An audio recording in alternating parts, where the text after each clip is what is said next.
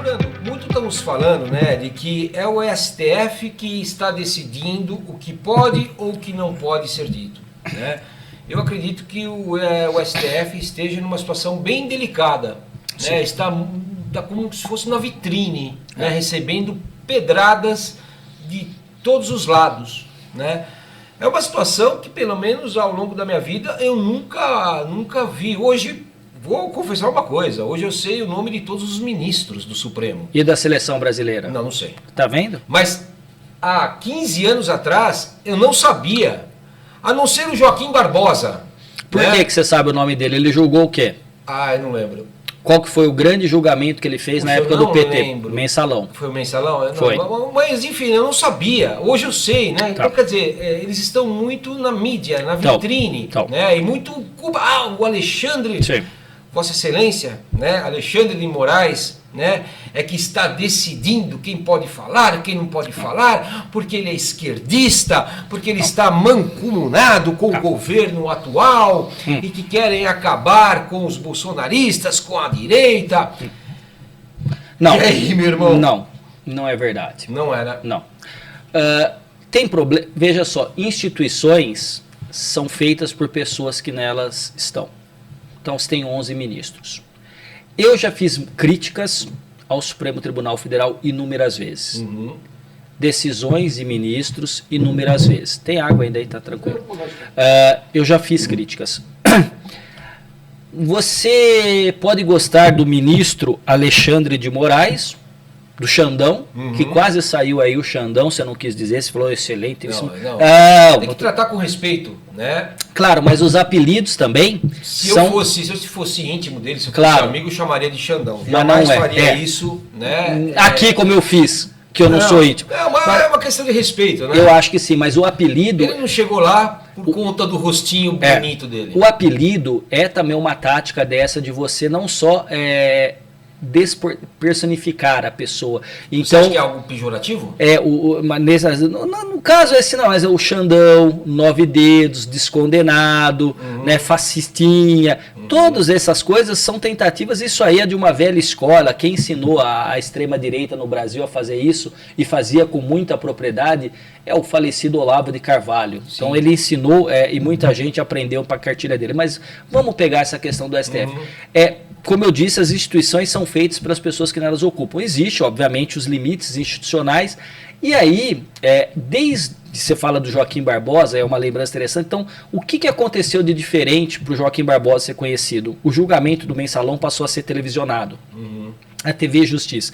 Com a TV Justiça, a TV do Supremo Tribunal Federal, televisionar o julgamento, tornou os ministros conhecidos. E os embates, inclusive entre esses ministros.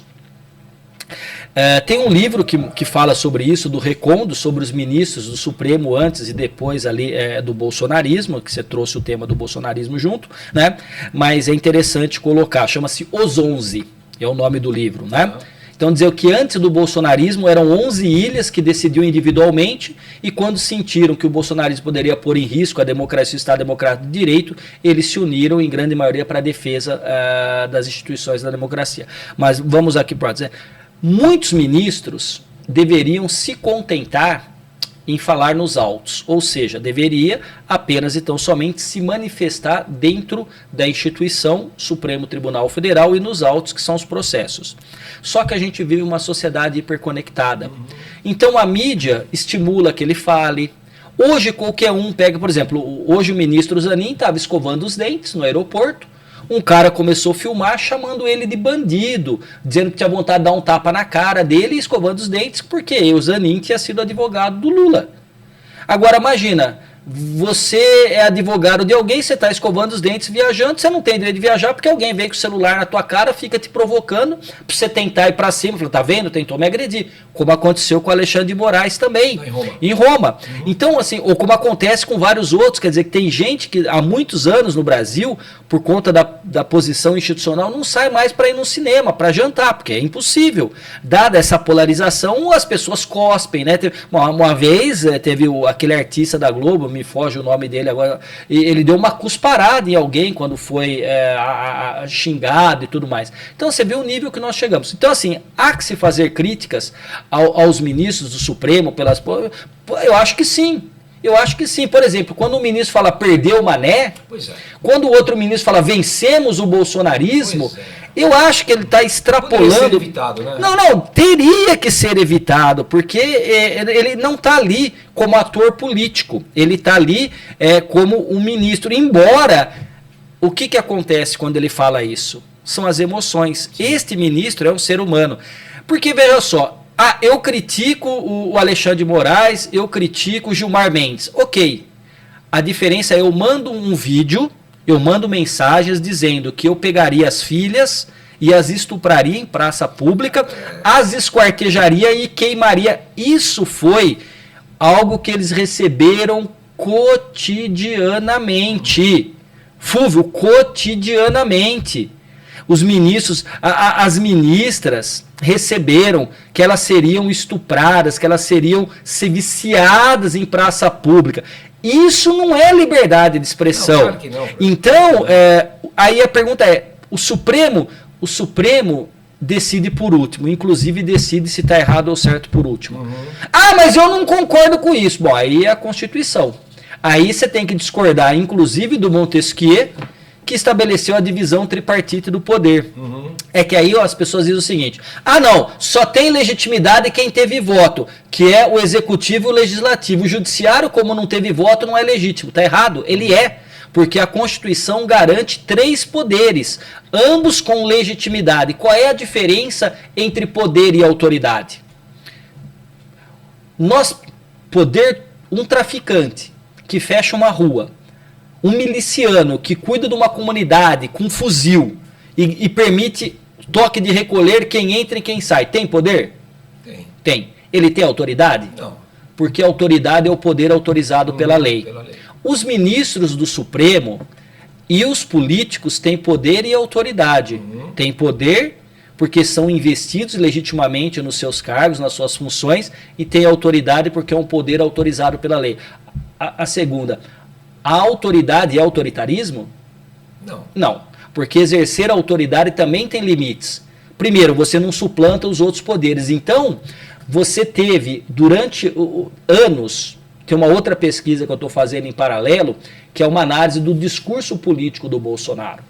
O Bolsonaro passou anos, durante a pandemia, atacando os governadores, os prefeitos, o Supremo Tribunal Federal, a ciência e a vacina. Os jornalistas, anos ele atacou. Quando a pandemia arrefeceu com a vacina, eu falei há pouco para você que todo populista precisa do inimigo. Quem que passou a ser o inimigo do Bolsonaro? A urna eletrônica e as eleições e a falta de legitimidade porque o voto não era impresso. Mas pode acontecer a invasão. Pode, qualquer um pode inclusive invadir agora, mas entre poder e o fato de ter, tem uma diferença. Então você tem que mostrar. O ex-presidente Bolsonaro dizia que ele ganhou em 2018 no primeiro turno e que ele tinha provas. Mas nunca apresentou. Instado a apresentá-las, nunca o fez. Não. Foi a mesma coisa agora. Aí o presidente do partido dele, Valdemar da Costa Neto, pediu para que se desconsiderassem urnas no segundo turno. Espera um pouquinho, mas as urnas do segundo turno não foram usadas no primeiro? Foram, mas aí... Os resultados do primeiro ele não queria... Não, porque no primeiro turno elegeu um parlamento preponderantemente conservador, governadores. Então vamos... Aí o que a justiça fez? Litigância de má fé. Meteu-lhe uma multa. Se não me engano, 22 milhões. Alusivo ao... Eu vi o cálculo. No livro do Alexandre de Moraes... Foi coincidência?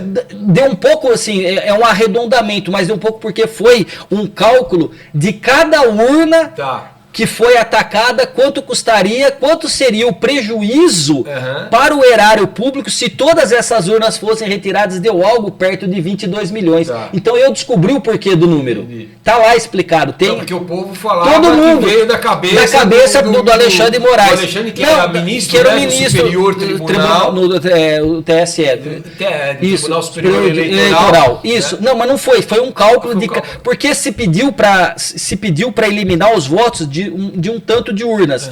Se essas urnas fossem validadas, quanto custou o seu teclado aqui? Ah, meu teclado custou R$200, multiplica 200 por tantos teclados que... Mais ou menos Perfeito. Esse foi o cálculo. Então, Fúvio, o Supremo Tribunal Federal muitas vezes se coloca numa posição de vidraça desnecessariamente. Agora, dá para entender também que aqueles senhores investidos de posição institucional, aquelas senhoras, são seres humanos, Perfeito. São pais, são mães, que não têm mais o direito de andar na rua, que não pode tomar um café, que não pode ir no cinema, nem em outro país, que são atacados. Não é atacado porque assim, com licença, creio que sua decisão jurídica não tem validade legal. Não, você vai falar bandido, vagabundo, entre outras coisas. Agora, né? Me permita contrapor, né, claro. uma coisa que você fala. Né? Nós estamos falando de ministros do Supremo, né, que são pessoas altamente qualificadas, competentes, muito inteligentes.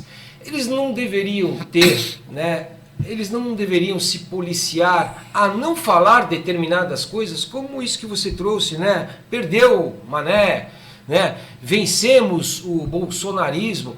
Ele deveria ter um sentimento ou um policiamento interno para não falar esse tipo de coisa, porque ele sabe que isso vai reverberar, isso vai causar, né, constrangimento para muitas pessoas, vai causar ataques, inclusive nas ruas, como você citou. Você não acha que uma pessoa do gabarito como eles não deveriam, né, ter mais cuidado com as coisas que eles falam? Sim, eu creio que sim. Não deveria ter cuidado também o que fala o presidente da República? Sem dúvida, não sem deveria dúvida. ter cuidado o que fala o presidente... Só um minutinho, deixa eu só completar o raciocínio.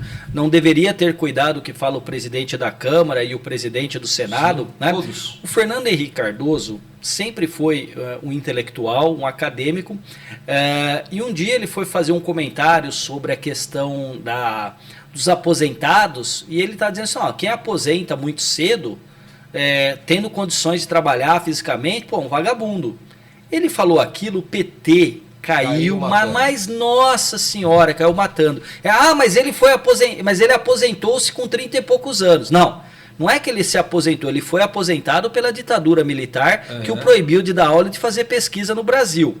Então sempre, Fúvio, a gente tem que tomar cuidado com aquilo que a gente fala. Um ministro do Supremo mais ainda. Mas ninguém... Aí que de novo tá assim, não, então por que tem a liberdade de expressão de falar o que... Por que o Bolsonaro poderia falar para jornalista que ela tá dando furo de reportagem, mas numa alusão sexual? Por que ele tem que falar para um outro jornalismo que você tem uma carinha de homossexual, como ele falou? Né? Por que no cercadinho lá no Palácio... Lembra que eu falei que o populista não quer mediação? Ele colocava lá e ele ia falar direto com o que ele entendia como povo, não é? Então, todos que ocupam posições institucionais, com respeito à sociedade e especialmente os detentores de mandato, com respeito ao seu eleitor, deveria ter consciência do que vai falar.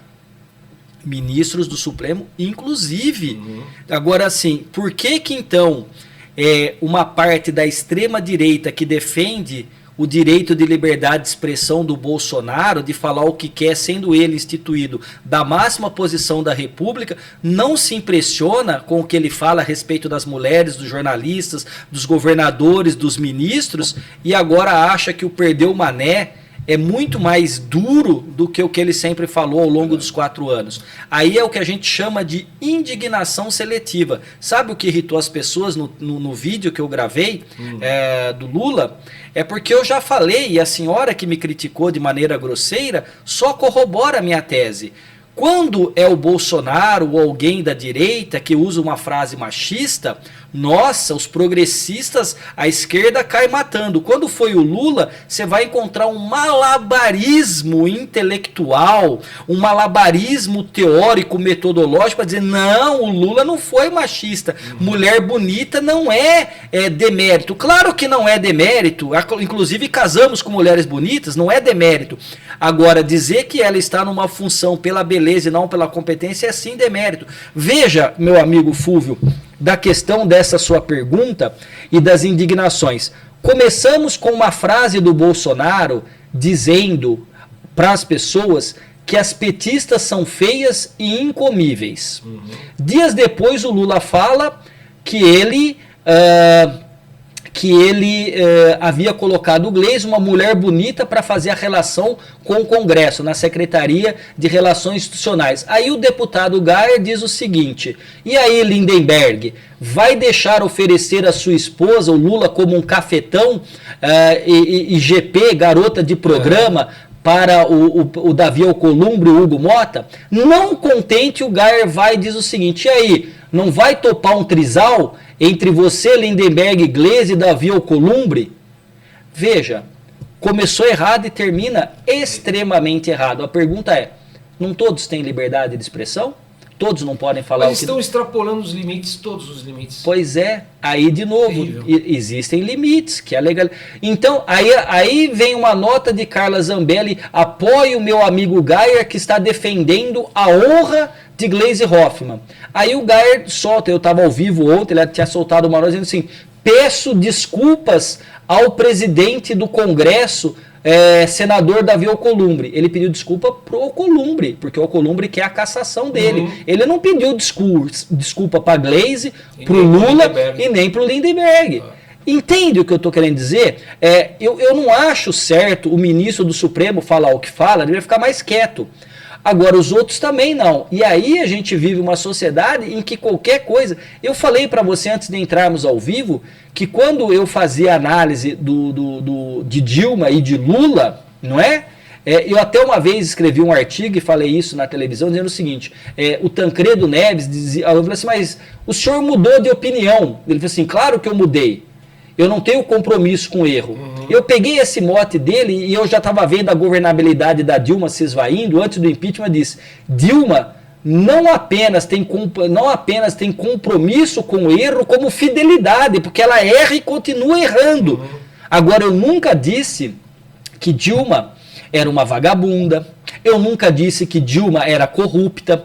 Eu nunca e jamais... Veja a violência que as pessoas começaram a colocar nos tanques dos seus carros uma foto da ex-presidente Dilma com as pernas abertas, onde você coloca a bomba para colocar combustível. É liberdade de expressão, eu estou me expressando no meu carro. Não é um componente político. Eu acordo de manhã e eu voto lá no Mackenzie. E eu já vou para lá de paletó, porque não raro eu voto e já fico dando entrevista ou no Mackenzie ou saio. Eu fui na padaria... Uma mulher estava com um cachorrinho, o cachorrinho, um poodle, estava com um bonezinho vermelho, foi um senhor que chutou o poodle dizendo cachorro petista. Quase matou o cachorro. Não, você veja o nível que nós chegamos. As pessoas estão surtando, né? Aí que tá, meu amigo. O cara faz um aniversário com alusão ao presidente Lula. Primeiro que eu não faria um aniversário meu com alusão a político nunca na vida. Mas é direito dele fazer. Tem direito o outro cara de entrar armado e dar tiro nele? Não. Então você vê que quando começa errado, termina tudo errado, né? Verdade. Tá cada vez pior. Verdade.